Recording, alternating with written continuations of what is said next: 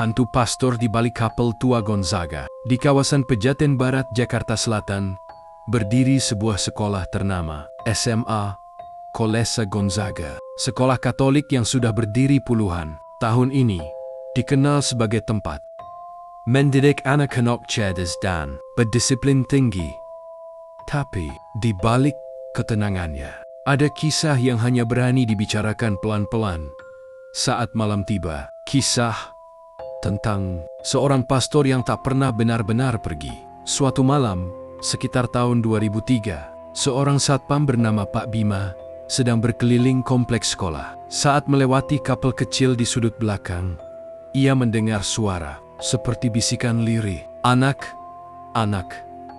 Anakku, datanglah ke pengakuan dosa. Awalnya ia pikir itu suara rekaman misa, tapi suara itu terlalu nyata. Ketika ia mengintip ke dalam kapel, terlihat cahaya lilin menyala, dan di altar berdiri seorang pastor tua memakai jubah hitam lusuh, menunduk sambil berdoa. Pak Bima menyapa pelan, "Selamat malam, Romo." Namun pastor itu tak menoleh.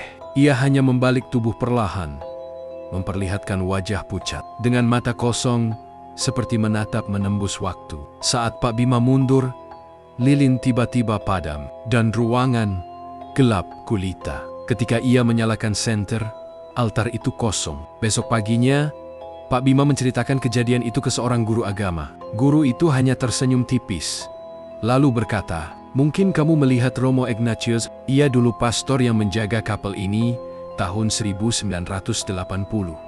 Dan meninggal dunia di ruang doa karena serangan jantung saat mempersiapkan misa pagi." Konon, Romo Ignatius meninggal sambil menggenggam rosario, dan doa terakhirnya belum sempat diselesaikan.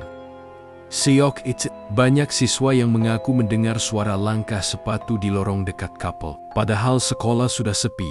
Beberapa bahkan mencium aroma dupa dan mendengar bisikan, Anakku, mari tahun demi tahun berlalu, cerita itu menjadi legenda. Namun, suatu malam tahun 2017, 3 siswa yang sedang menginap untuk persiapan lomba paduan suara memutuskan untuk menguji nyali di kapel.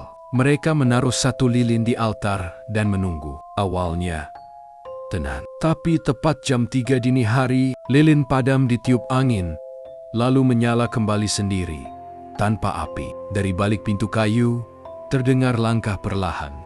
Tok-tok. Satu dari mereka, Reza, berbisik ketakutan, "Jangan bercanda, ya?" Namun, tidak ada yang bergerak. Ketika mereka menatap ke arah altar, terlihat sosok pastor tua itu berdiri di sana, menunduk dan perlahan-lahan mengangkat wajahnya. Matanya kosong, dan dari mulutnya keluar gumaman lirih, "Doaku belum selesai." Sekejap kemudian, lilin itu meledak kecil dan ketiganya pingsan. Keesokan paginya, mereka ditemukan oleh guru piket, tak ada luka. Tapi di lantai dekat altar ditemukan rosario hitam yang basah oleh air, seperti bekas air mata.